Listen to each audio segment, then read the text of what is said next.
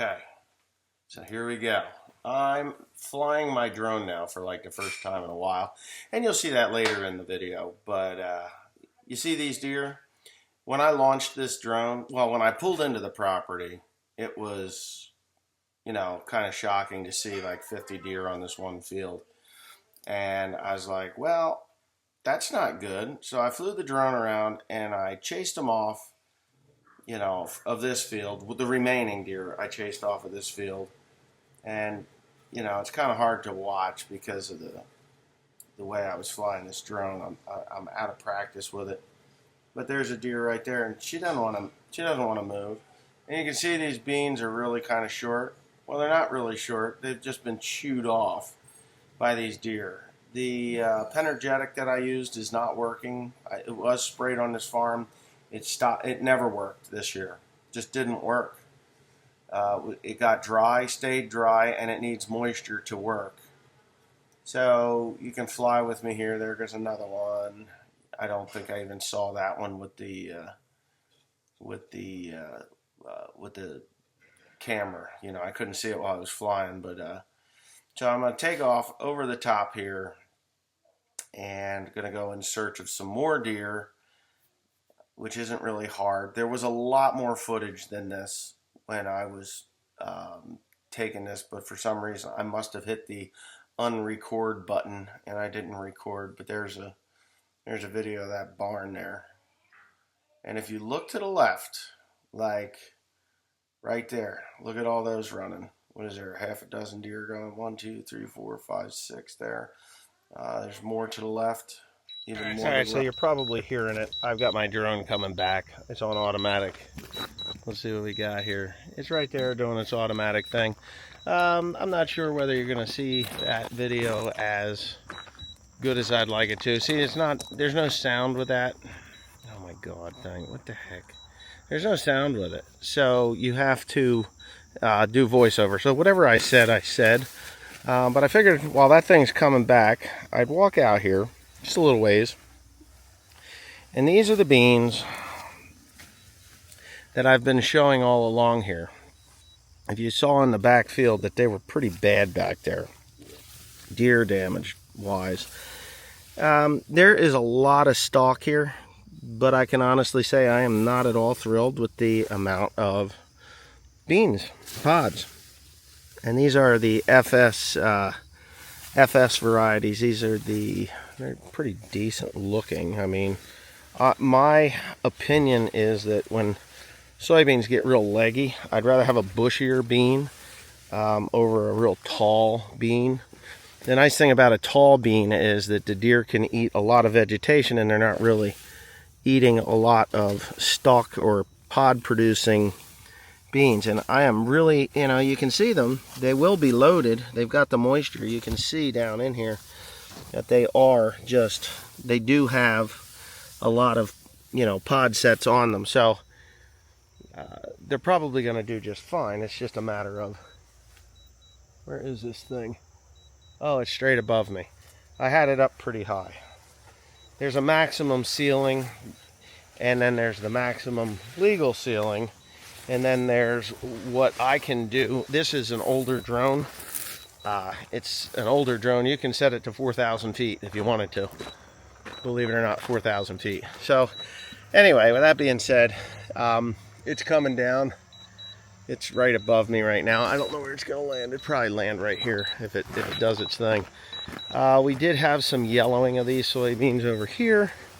Obviously, you can still see there's deer damage, these cocksuckers. And that's what I was doing, is chasing out the deer. I was going to come back in and spray this again. You not believe how tall these beans are. I mean, here. I don't know. Maybe I just flipped the camera around. Right, there it is. This is my, yeah, my belly button is down below. So here, let me flip it around. You can watch it. Come on.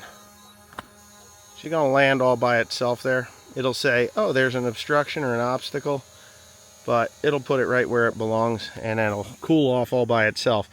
Now these beans are super, super tall right here, but out there they are not. They're not bad, don't get me wrong, but I really would rather Boy, I wish I'd have stunted these with something. Dude, you have no idea. I am not squatting at all. Look at this. This is where these beans are. Here. Here. And there's pods on them. I mean, the height of them, they're there. You know, there's pods down there. Beautiful pods.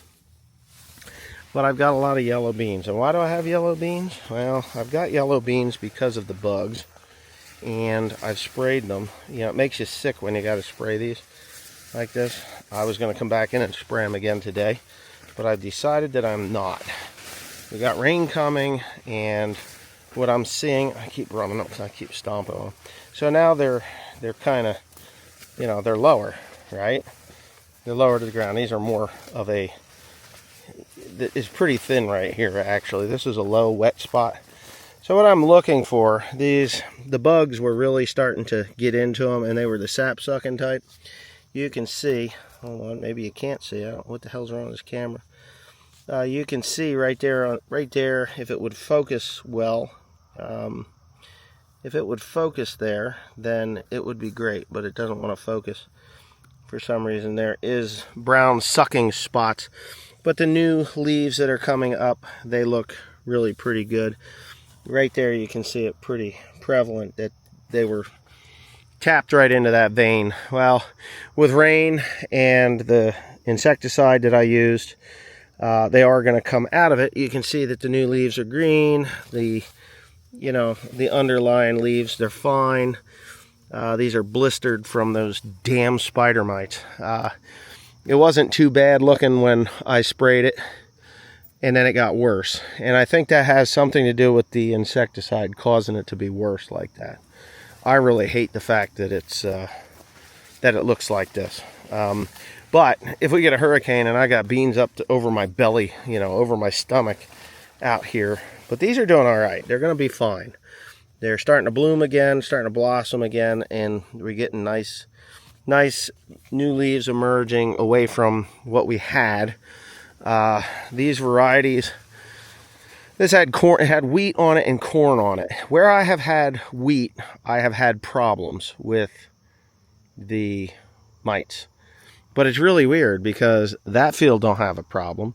That field down there doesn't have a problem. The field to the right has a deer problem, like really bad. Those beans over there were just, but that's the farthest from the barn, and we didn't put any, didn't get lime on that until this year, when I should have done it 2 years ago. I mean, God, look at these things. This is where white mold will become a problem in a field like that looks like this. Honest to Pete, these things will just, because it's a full canopy, now we've got some moisture, so it's probably, let me get down in here. So, oh yeah, these look really good. These have decent pod sets, so it's August, and that's usually when beans are made anyway. I know people are getting sick and tired of me out here looking at beans, but the drone, I chased the deer off with the drone, but when I pulled in here, there was a whole lot more deer than what that drone showed. Like 50 deer. So, that's how you shut that off. And that's it. So, you have to let it cool down. There's a big heat sink in there, and that thing gets hot. It gets mighty hot. Now, I haven't flown this drone in a couple of years, to be honest with you. It's actually been a couple of years. I actually forgot how to fly the drone. Actually, I didn't forget how to fly the drone. Flying the drone is easy.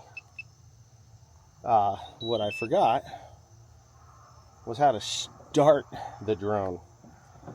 Timothy, thankfully, my son, my lovely son, Tim, he's like, Dad, you just got to double click it, you know. I was going to go to the internet and be like, I'm a Gen X idiot, and I don't know how to do this. Can you please help me?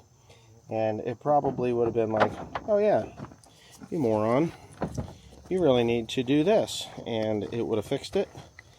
And that would have been great. So, but other than that, I'm going to cry stupid. And hopefully these effing deer don't come back tonight. I got to annoy them a few times. When you annoy them like that, They don't like it. I had Timothy over here, and he had an airplane, and I don't know why, but he doesn't like to fly when I ask him to. He likes to fly when he wants to, but he doesn't like to fly when I ask him to. So I'd asked him to come over and get these deer off of here. I said, just after, at dusk, you're home. I know you're home because you go home. I said, after dusk, go and go ahead and go down there and, help me out with the deer. He's like, oh, okay. He did it once. And, all right, whatever. I'm going to take this home and upload this footage. This is pretty cool. But, yeah.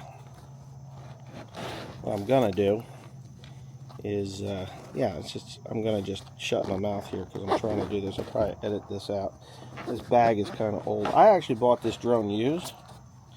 It was a used drone.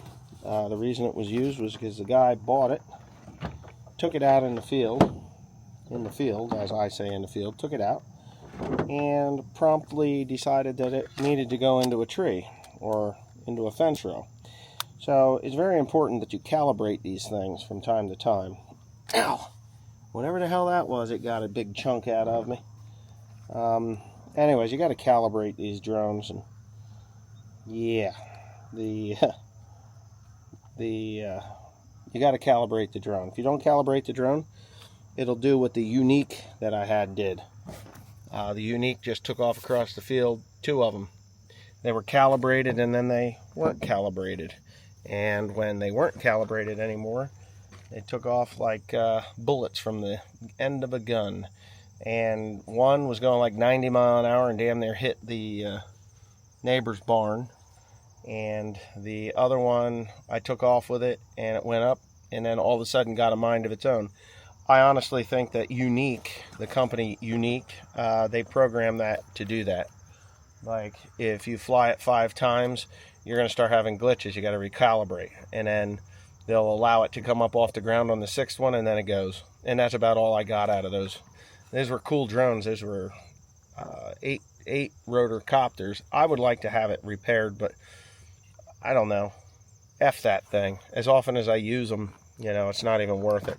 Timothy took it. I was going to take and do a video of me smashing one of them, and I still may do that. But, when you spend a couple $3,000 on a drone and they do that to you, it kind of pisses you off. But anyways, with that being said, have a nice night, and I hope you enjoyed this one. If you didn't enjoy it, I'm sorry. But if you did, hey, give it a thumbs up and subscribe if you're not. It's free.